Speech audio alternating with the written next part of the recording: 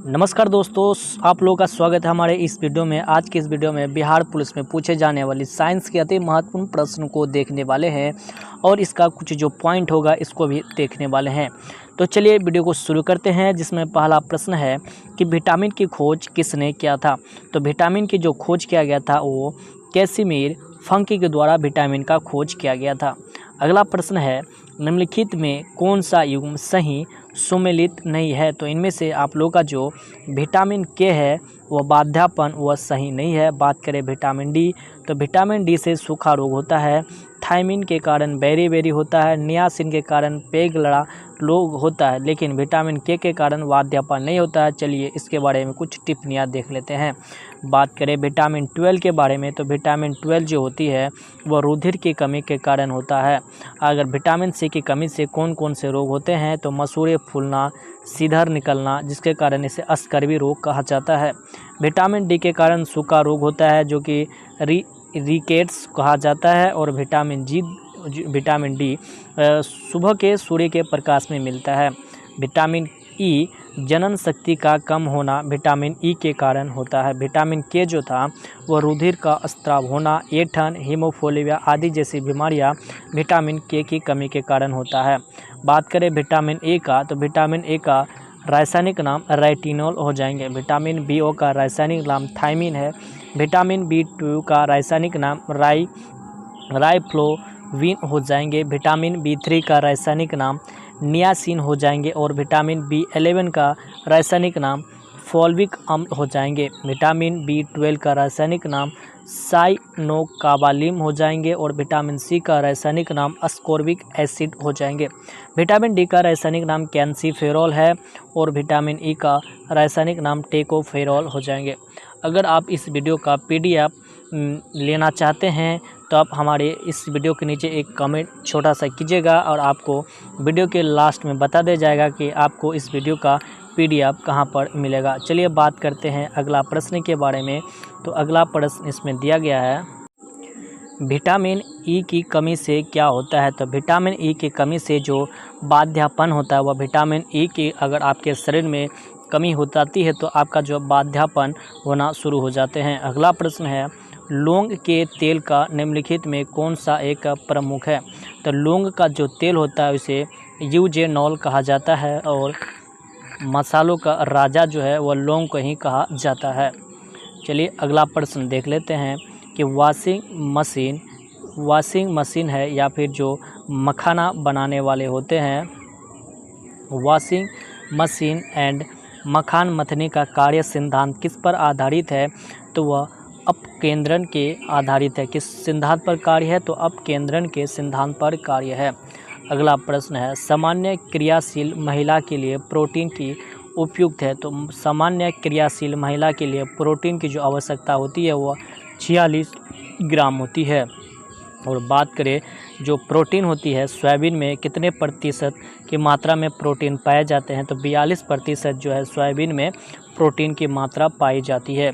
चलिए अगला प्रश्न देख लेते हैं, प्रोटीन बनाने के लिए कितने अमीनो अम्ल आवश्यक होते हैं। तो हमारे अगर प्रोटीन बनाने के लिए 20 अमीनो अम्ल की आवश्यकता होती है।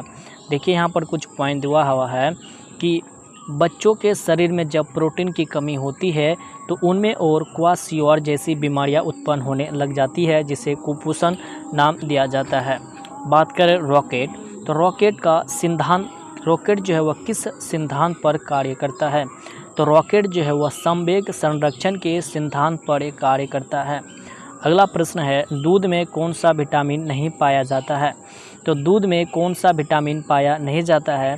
तो दूध में विटामिन सी नहीं पाया जाता है, क्योंकि विटामिन सी जो है वह अस्कर्बिक अम्ल होते हैं इसमें, और ये जो खट्टा होता है तो दूध में जो है विटामिन सी नहीं पाया जाता है।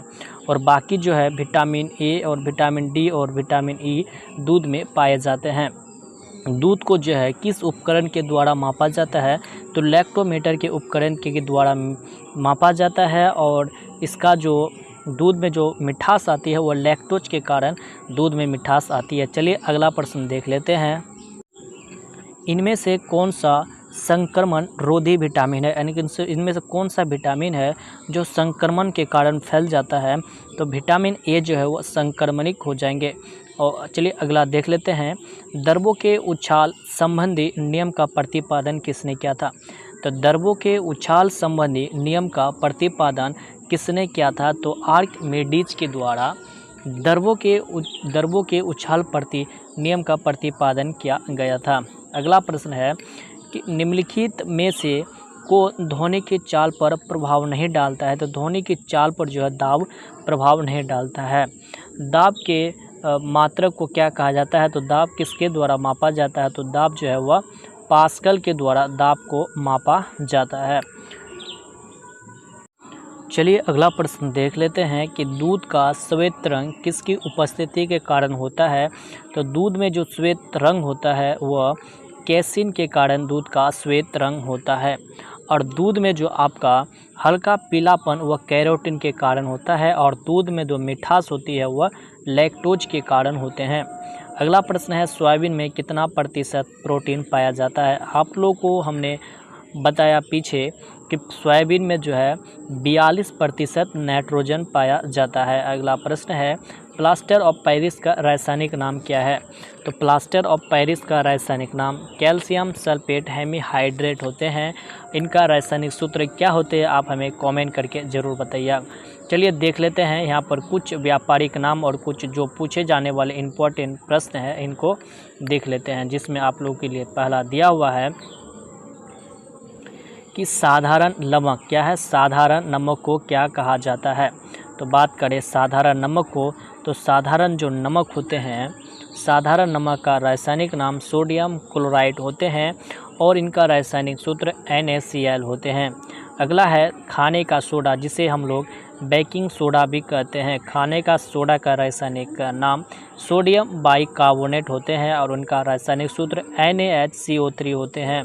अगला है व्यापारिक नाम जो कि धोवन सोडा, जिसे वॉशिंग सोडा कहा जाता है, अर्थात धोने वाले सोडे को धोवन सोडा कहा जाता है। इनका रासायनिक नाम सोडियम कार्बोनेट है। इनका रासायनिक सूत्र Na2CO3 10H2O होते हैं, जो कि अति महत्वपूर्ण प्रश्न है ये धोवन सोडा, जिसे धोवन सोडा का रासायनिक सूत्र सोडियम कार्बोनेट होते हैं। अगला है कास्टिंग सोडा, इसका रासायनिक नाम होते हैं सोडियम हाइड्रोक्साइड। इनका रासायनिक सूत्र है NaOH होते हैं। जिसके बाद है जिप्सम। तो जिप्सम का रासायनिक नाम क्या होते हैं, तो जिस्म का जो रासायनिक नाम होते हैं जिप्सम का, वह कैल्शियम सल्फेट होता है। इनका रासायनिक सूत्र है COSO4 2H2O। इनका रासायनिक सूत्र हो जाएंगे। अगला होते हैं plaster of Paris. Plaster of Paris का रासायनिक नाम है कैल्शियम सल्फेट हेमीहाइड्रेट। इनका रासायनिक सूत्र होते हैं CaSO4 H2O होते हैं। अगला है चौक।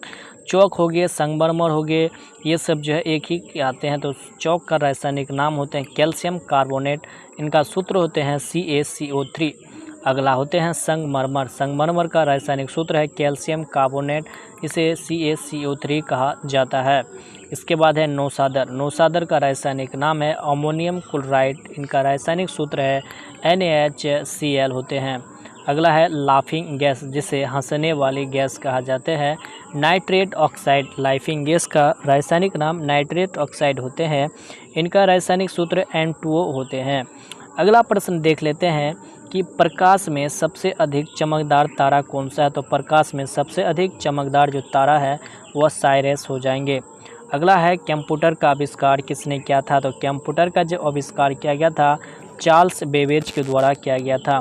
प्रकाश का रंग किसके द्वारा निर्धारित किया जाता है। तो प्रकाश का जो रंग है वह किसके द्वारा निर्धारित किया जाता है। तो तरंग दैर्घ्य के द्वारा प्रकाश के रंग को निर्धारित किया जाता है। अगला है कि निम्नलिखित में कौन सी फसल खरीफ फसल नहीं है। तो इसमें जो मसूर है वह खरीफ फसल नहीं है। चलिए अगला देख लेते हैं प्रश्न। अगला प्रश्न है, संगणक के IC जिस्म प्राय बने होते हैं। अति महत्वपूर्ण प्रश्न है। तो किसके बने होते हैं। तो सिलिकॉन के बने होते हैं। हमारे मोबाइल या फिर लैपटॉप अर्थात किसी भी इलेक्ट्रॉनिक उपकरण में जो चिप्स बनाए जाते हैं वह सिलिकॉन के बनाए जाते हैं। अगला प्रश्न है, रंगीन टेलीविज़न या प्राथमिक रंग में प्रयुक्त होने वाला रंग को लाल, नीला और हरा कहा जाता है। हमारे टीवी में भी यह इसी का रंग का प्रयोग किया जाता है। अगला प्रश्न है कि निम्नलिखित में कौन सा स्तनधारी नहीं है। तो निम्नलिखित में कौन सा स्तनधारी नहीं है। ब्लू शार्क जो है वह स्तनधारी नहीं है। Dolphin, killer whale, sea lion, यह सब जो है स्तनधारी जीव है। अगला है सुनहरा चावल किस रोग के बचाव में सहायक होता है, तो वह जीरोपैलेथेमिया के रोग के बचाव होते हैं।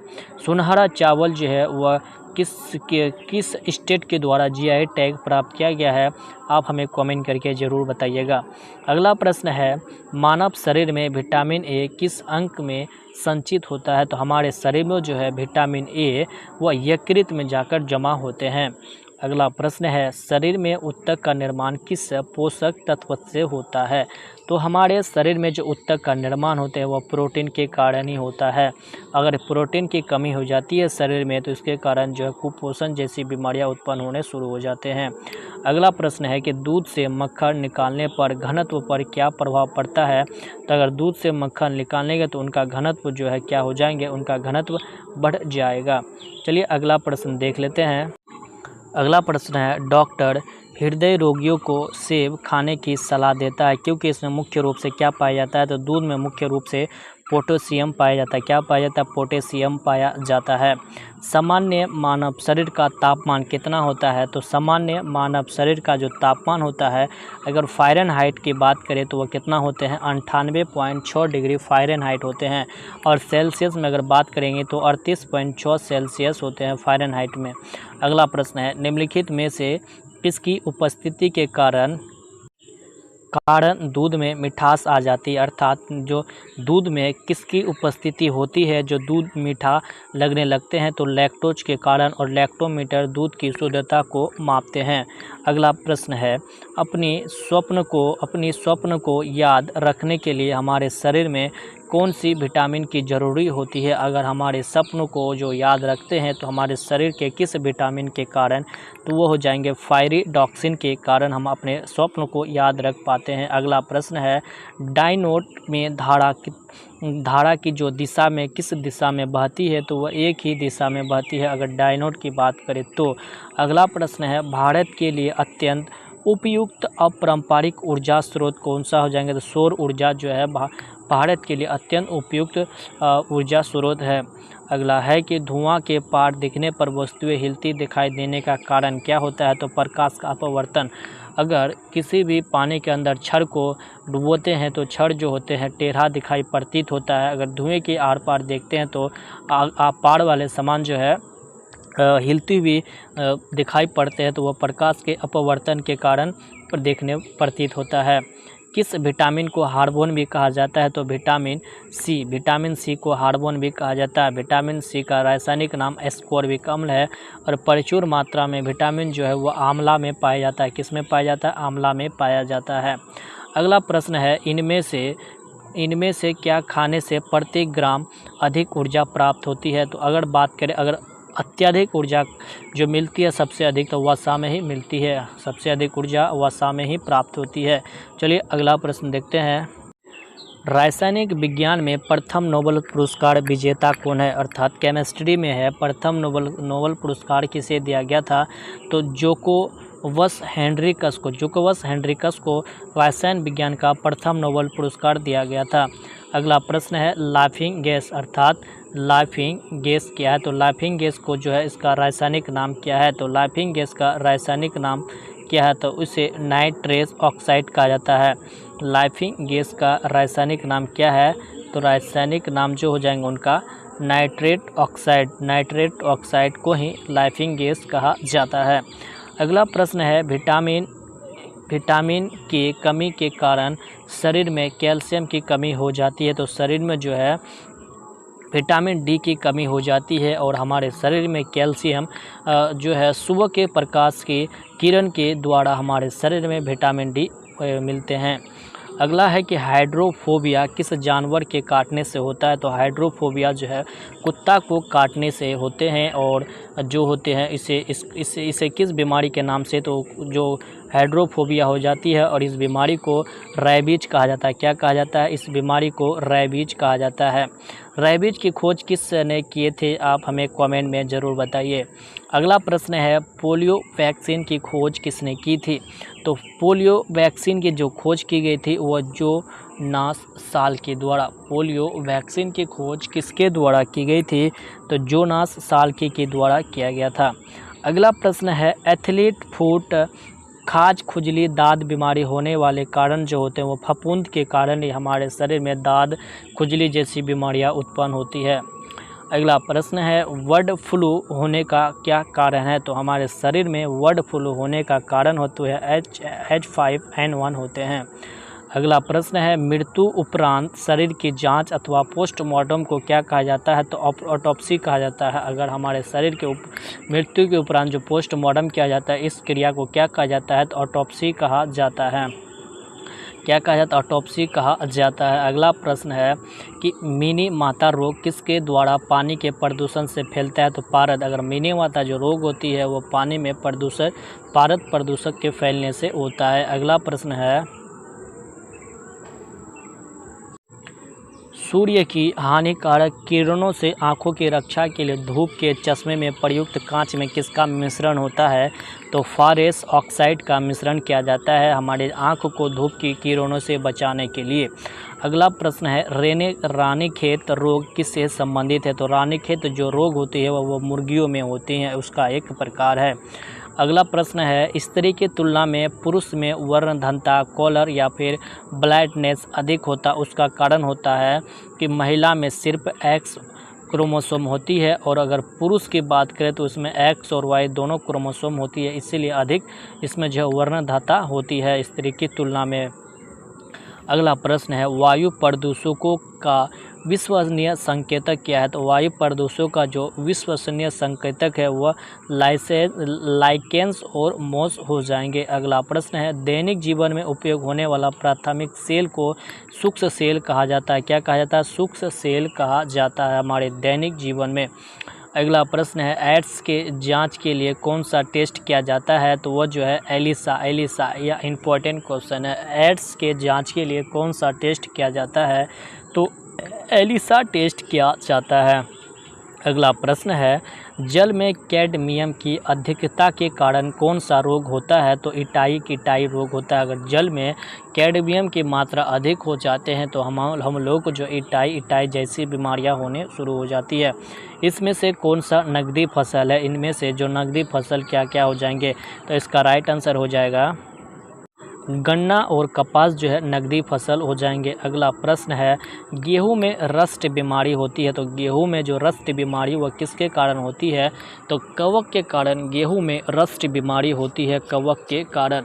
चलिए अगला प्रश्न देख लेते हैं अल्फा टॉक्सिन खाद्य विस्पात के कारण कौन सा रोग प्रभावित होता है? तो यकृत। अगर किसी भी व्यक्ति को अल्फा टॉक्सिन खाद्य विस्पात जो बीमारी होती है तो वह हमारे शरीर के यकृत को प्रभावित करते हैं। चलिए अगला प्रश्न है शांति स्वरूप भटनागर पुरस्कार किस क्षेत्र में दिए जाते हैं? तो वह विज्ञान के क्षेत्र में शांति स्वरूप भटनागर पुरस्कार दिए जाते हैं। अगला प्रश्न है ट्रोकोमा किस अंग को प्रभावित करते हैं? तो हमारे शरीर में जो ट्रोकोमा होती है तो हमारे शरीर के आँख को प्रभावित करती है और आँख का जो कौन सा भाग जो है वह दान दिए जाते हैं? तो कॉर्निया भाग दिए जाते हैं। और हमारे शरीर में किस अंक में जो है प्रतिबिंब बनते हैं? तो रेटिना पर बनते हैं। अगला प्रश्न है जीव विज्ञान शब्द का प्रयोग सबसे पहले किसने किया था? तो जीव विज्ञान शब्द का प्रयोग सबसे पहले बोलेगा तो वह लेमार्क तथा ट्रेविरेनियस के द्वारा किया गया था। और उनका अगर जीव विज्ञान का जनक पूछेगा तो अरस्तु को कहा जाता है। अगला प्रश्न है पारिस्थितिकी शब्द को सर्वप्रथम प्रतिपादित करने का श्रेय जो है वह रीटर को जाता है। पारिस्थितिकी शब्द को प्रतिपादित करने का सर्वप्रथम जो श्रेय वह रीटर को जाता है। अगला प्रश्न है द ओरिजिन ऑफ स्पीसीज पुस्तक के लेखक डार्विन है। कौन है? द ओरिजिन ऑफ स्पीसीज पुस्तक के लेखक डार्विन हो जाएंगे। अगला प्रश्न है बायोडीजल बनाने में किस वनस्पति का प्रयोग किया जाता है? तो बायोडीजल बनाने के लिए जेट्रोफा नामक वनस्पति का प्रयोग किया जाता है। अगला प्रश्न है बारूदी सुरंग को पता लगाने के लिए इनमें किसका इस्तेमाल किया जाता है? तो मधुमक्खी का इस्तेमाल किया जाता है बारूदी सुरंग को पता लगाने के लिए। अगर पूछ लिया जाए कि समुद्र के नीचे वस्तुओं का पता लगाने के लिए किसका उपयोग किया जाता है? तो वह सोनार का उपयोग किया जाता है। किसका? तो सोनार का उपयोग किया जाता है। अगला प्रश्न है लाल टमाटर का लाल रंग किसके कारण होता है? तो टमाटर का जो लाल रंग होता है वह लाइकोपीन के कारण होता है। अगला प्रश्न देख लेते हैं, कार्य का एसआई मात्रक क्या है? तो कार्य का जो एसआई मात्रक है वह क्या हो जाएंगे? तो जूल हो जाएंगे। कार्य का एसआई मात्रक जूल हो जाएंगे। अगर कार्य का सीजीएस मात्रक क्या है, आप हमें कमेंट में बताइए।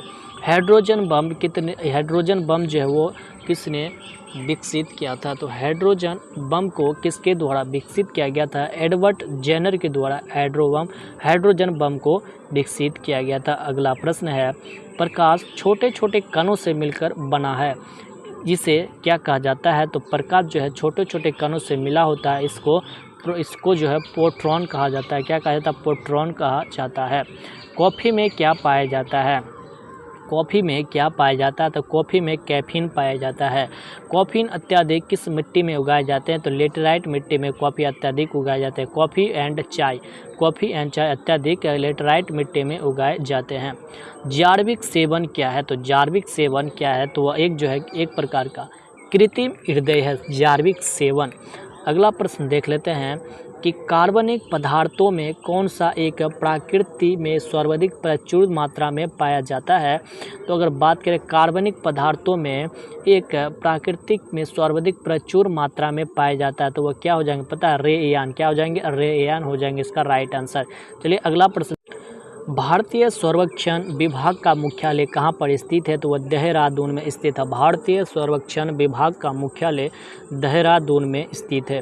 अगला प्रश्न है, फ्यूज का सिद्धांत आधारित है, हमारे बल्ब का जो फ्यूज का जो सिद्धांत वह किस पर आधारित है? तो विद्युत का उसमें प्रभाव पर आधारित है। अगला प्रश्न है, कॉफ़ी में क्या पाया जाता है? तो हम लोग ने इसको देखा, कॉफ़ी में अत्यधिक कैफीन पाया जाता है। जार्विक सेवन एक प्रकार का कृत्रिम हृदय हो जाएंगे। क्वेश्चन रिपीट हो गए हैं, तो ये सब आप देख लीजिएगा। यहाँ पर आप लोग का इम्पोर्टेंट जो है इसको चलिए देख लेते हैं। तो यहाँ पर सबसे पहले दिया गया है कि इलेक्ट्रॉन की खोज किसके द्वारा किया गया था? तो इलेक्ट्रॉन की जो खोज है वो जे थॉमसन के द्वारा किया गया था। प्रोटॉन की खोज गोल्डस्टीन के द्वारा किया गया था। न्यूट्रॉन की खोज जेम्स चैडविक के द्वारा न्यूट्रॉन की खोज किया गया था। मेसान की खोज युवाका के द्वारा किया गया था। इसके बाद है पोजिट्रॉन की खोज किसने किया था? चलिए देखते हैं उसका उत्तर। पोजिट्रॉन की खोज जो वह कार्ल एंडरसन के द्वारा किया गया था। नाभिक की खोज रदरफोर्ड के द्वारा किया गया था। परमाणु सिद्धांत जॉन डॉन्टल के द्वारा दिया गया था। बोर सिद्धांत जो है वह नील्स बोर के द्वारा दिया गया था। परमाणु क्रमांक मोसले के द्वारा दिया गया था। क्वांटम सिद्धांत जो वह मैक्स प्लैंक के द्वारा दिया गया था। यह इम्पोर्टेंट है, आप लोग एक बार और देख लीजिएगा। भारतीय सर्वेक्षण विभाग का मुख्यालय कहाँ पर स्थित है? तो देहरादून में स्थित है। क्वेश्चन रिपीट हो गया। अगला प्रश्न है, विटामिन ए और बी की खोज किसने की थी? तो विटामिन ए और बी की खोज किसके द्वारा किया गया था? तो वो जो था मैकुलन के द्वारा विटामिन ए और विटामिन बी की खोज किया गया था। अगला प्रश्न है, गर्भ निरोधक गोलियां का आविष्कार किसने किया था? तो गर्भ निरोधक जो गोलियां होती है इनका आविष्कार किसके द्वारा किया गया था? तो पिनकस के द्वारा गर्भ निरोधक गोलियों का आविष्कार किया गया था। अगला प्रश्न है, डेंगू बुखार होने पर मानव शरीर में किसकी कमी होने लगती है? अगर किसी व्यक्ति को डेंगू बुखार हो जाते हैं तो उनके शरीर में किसकी कमी होती है? तो प्लेटलेट्स की कमी होने शुरू हो जाते हैं। अगला प्रश्न है, निम्नलिखित में से किस ने नाइट्रोजन पाई जाती है? तो किस में नाइट्रोजन पाई जाती है? तो प्रोटीन में जो वह नाइट्रोजन पाई जाती है। अगला प्रश्न है, और नाइट्रोजन की बात करें तो आलू में भी नाइट्रोजन पाए जाते हैं। अगला प्रश्न है, प्रयोगशाला में संश्लेषित किया गया पहला कार्बनिक यौगिक था? तो देखो इसका जो उड़िया क्या हो जाएंगे, इसका राइट आंसर उड़िया हो जाएंगे। प्रयोगशाला में संश्लेषित किया गया कार्बनिक यौगिक जो थे वह उड़िया हो। विश्व में कितने प्रतिशत भूभाग पर जल है? तो विश्व के कितने प्रतिशत भूभाग पर जल है? तो 71% के भूभाग पर जल है। और एक इम्पॉर्टेंट इसमें क्वेश्चन पूछे जाते हैं कि हमारे जो सूर्य है तो सूर्य में कितने प्रतिशत हाइड्रोजन पाए जाते हैं? तो हाइड्रोजन जो है सूर्य में कितने प्रतिशत मात्रा में पाए जाते हैं? तो 71% भी हाइड्रोजन पाए जाते हैं सूर्य में। अगला प्रश्न है, इनमें इनमें से कौन दूध का निष्कासन हार्मोन है? तो जो दूध का निष्कासन हार्मोन है उसे ऑक्सीटॉसिन कहा जाता है। क्या कहा जाता है? ऑक्सीटॉसिन कहा जाता है। अगला प्रश्न है, शरीर के में अतिरिक्त ग्लूकोज ग्लाइकोजन में परिवर्तित होकर कहाँ संरक्षित रहती है? तो यकृत में संरक्षित रहती है, और प्रोटीन भी यकृत में सुरक्षित रहती है। अगला प्रश्न है, इनमें से कौन सी ग्रंथि वृद्धि हार्मोन का रिसाव करती है? तो वृद्धि हार्मोन का जो रिसाव करती है वह पीयूष ग्रंथि करती है। अगला है कि पीयूष ग्रंथि किस अंग में स्थित है? तो वह मस्तिष्क में स्थित है। कहाँ पर स्थित है? तो पीयूष ग्रंथि जो है वह हमारे शरीर के मस्तिष्क में अंकित है। अगला प्रश्न है, निम्न में से कौन उत्तक का उदाहरण है? तो उत्तक का जो उदाहरण है वह हो जाएंगे रक्त जो है वह उत्तक का उदाहरण हो जाएंगे। अगला प्रश्न है, आनुवांशिकता का नियम के जन्मदाता कौन है? तो आनुवांशिकता के नियम का जन्मदाता जॉन मेंटल हो जाएंगे। इसके कुछ जो जन्मदाता है, चलिए इसको देख लेते हैं। वर्गीकी का पिता किसे कहा जाता है? तो वर्गीकी का पिता कैरोलस लिनियस को कहा जाता है। वर्गीकी का जो पिता है वह कैरोलस लिनियस को कहा जाता है। अगला प्रश्न है, आनुवांशिकी के पिता जी.जे. मेंटल को कहा जाता है। आनुवांशिकी का पिता जो हुआ जी.जे. मेंटल को कहा जाता है। अगला, सूक्ष्म जीविकी के पिता किसे कहा जाता है? तो लुईस पास्चर को कहा जाता है। प्रतिरक्षा विज्ञान का पिता एडवर्ड जेनर को कहा जाता है। जीवाणु विज्ञान के पिता किसे कहा जाता है? रॉबर्ट कोच को कहा जाता है। वनस्पति शास्त्र के पिता किसे कहा जाता है? थियोफ्रेट्स को कहा जाता है। इकोसिस्टम शब्द का जनक किसे कहा जाता है? तो टेंसले को कहा जाता है। अगला प्रश्न है, मानव के त्वचा का रंग किसके कारण होता है? तो मानव में त्वचा का रंग जो है वह मैकालिन के कारण होता है। किसके कारण? मैकालिन के कारण होता है। इंसुलिन में बात करते हैं, इंसुलिन में कौन सा धातु पाया जाता है? तो इंसुलिन में जो वह जस्ता धातु पाया जाता है। अगला प्रश्न है, RH कारक का नाम किस जंतु से लिया गया है? तो वो बंदर से लिया गया। किससे? RH कारक का नाम बंदर जंतु से लिया गया है।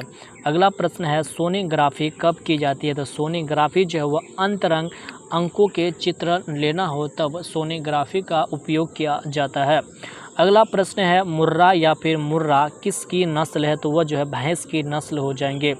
अगला प्रश्न है, ठोस कण का मात्रक क्या होता है? तो ठोस कण का जो मात्रक होता है वह स्टेरेडियन होता है। क्या होता है? स्टेरेडियन। ठोस कण का मात्रक स्टेरेडियन होता है। चलिए अगला प्रश्न देख लेते हैं, गोल्डन आवर क्या होता है? तो गोल्डन आवर जो होता है दिल का दौरा पड़ने के 1 घंटे का समय को जो है गोल्डन आवर कहा जाता है। कोशिका का ऊर्जा गृह या फिर पावर हाउस किसे कहा जाता है? तो कोशिका का जो पावर हाउस है वह माइटोकॉन्ड्रिया को कहा जाता है। अगला प्रश्न है, परमाणु के नाभिक के खोजकर्ता कौन है? अर्थात परमाणु के नाभिक का खोज किसके द्वारा किया गया था? तो रदरफोर्ड के द्वारा किया गया था। अगला प्रश्न है, निम्नलिखित में से किस में कोबाल्ट होता है? तो कोबाल्ट जो होता है वह B12 में कोबाल्ट पाया जाता है। अगला प्रश्न है, लाल रक्त कणिकाएं RBC कहाँ पर बनती है? तो RBC जो है वो अस्थि मज्जा में बनती है। लाल रक्त कणिकाएं RBC कहाँ बनती है? अस्थि मज्जा में बनती है। अगला प्रश्न है, खून की कमी होने से इनमें से कौन सी विटामिन दिया जाता है? अगर किसी के शरीर में खून की कमी हो जाती है तो उसमें विटामिन B9 दिया जाता है खून की कमी को पूर्ति करने के लिए। प्लाज्मा में जल का प्रतिशत कितना होता है? तो प्लाज्मा में जल का प्रतिशत 90% जल ही पाया जाता है। अगला प्रश्न है, किस अंग को मानव शरीर का रक्त बैंक कहा जाता है? तो प्लीहा को मानव शरीर का रक्त बैंक कहा जाता है। अगला प्रश्न है, किसी तारे का रंग दर्शाता है? तो उसके ताप को दर्शाता है। किसी तारे का जो उनका रंग जो है उनकी ताप को दर्शाता है। अगला प्रश्न है, पृथ्वी के भूपटल में सर्वाधिक क्या पाया जाता है? यहाँ पर क्वेश्चन में ध्यान दीजिएगा कि पृथ्वी के भूपटल बोला गया, ना कि वायुमंडल पूछा गया है। तो पृथ्वी के भूपटल में सर्वाधिक क्या पाया? तो सर्वाधिक जो है वह क्या पाया जाता है? तो सर्वाधिक ऑक्सीजन पाया जाता है। क्या पाया जाता है? सर्वाधिक पृथ्वी के यानी कि पृथ्वी के जो है भूपटल पर क्या पाया जाता है? तो ऑक्सीजन पाया जाता है। अगला प्रश्न है, सबसे बड़ा इलेक्ट्रॉनिक तत्व कौन सा है? तो इसमें से सबसे बड़ा इलेक्ट्रॉनिक जो तत्व होता है वह क्या हो जाएंगे, फ्लोरीन हो जाएंगे। अगला प्रश्न है, मानव शरीर के प्रतिवर्ती क्रिया का नियंत्रण केंद्र कहाँ स्थित है? तो ये जो है मेडुला ऑब्लिगेंडा में स्थित हो जाएंगे। अगला प्रश्न है, शरीर में सबसे बड़ी कोशिका कौन सी है? तो शरीर में सबसे बड़ी कोशिका जो है वह कौन सी हो जाएंगे? सबसे बड़ी कोशिका जो है वह तुम्हारे हो जाएंगे शुक्राणु। शरीर में सबसे बड़ी कोशिका शुक्राणु हो जाएंगे। और सबसे लंबी बोलेगा तो वह तंत्रिका कोशिका हो जाएंगे।